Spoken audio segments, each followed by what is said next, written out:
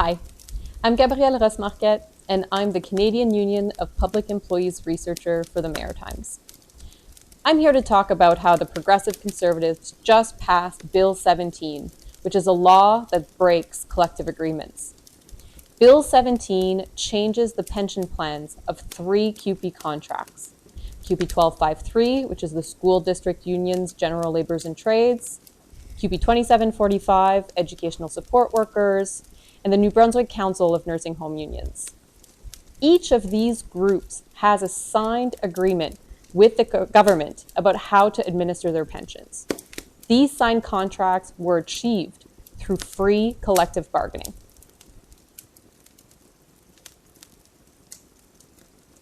Before we get to the meaning of free collective bargaining, let's back up to the role of unions. Workers have rights and different interests than their employers in the workplace. To protect those rights and advocate for their interests, workers created unions. Unions are a democratic group of workers who represent their members in the workplace. Unions bargain on behalf of workers and sign contracts with employers. These contracts are called collective agreements. Collective bargaining is the process of negotiating these signed contracts. Collective bargaining is a legally protected right.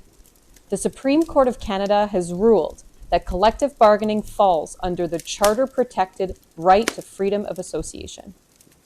This means that collective bargaining and everything it produces, like collective agreements, strikes, picket lines, etc., is a constitutional right.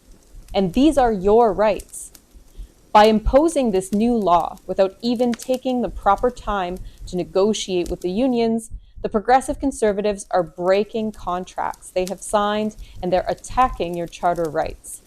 Let's not forget, these signed contracts were achieved through free collective bargaining. So, what is free collective bargaining? In a perfect world, unions advocate for what workers want, employers advocate for what they want, and then both sides reach a compromise.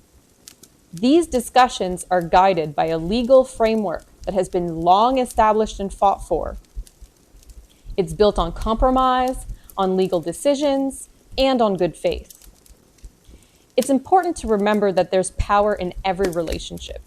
When the employer is the government, the balance of power is unfortunately in their favor, because they can use the law to change these long-standing practices. Governments of all stripes try to bypass workers' rights when it becomes inconvenient for them.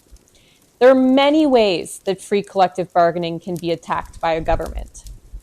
A government can attack free collective bargaining by introducing legislation that imposes a collective agreement, imposes a wage increase mandate, or sometimes even a wage freeze, orders a group of striking workers back to work, backtracks on a signed commitment by imposing new terms, or uses the notwithstanding clause.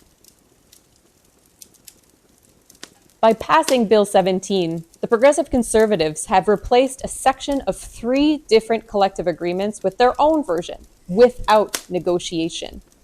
That's a direct attack on workers.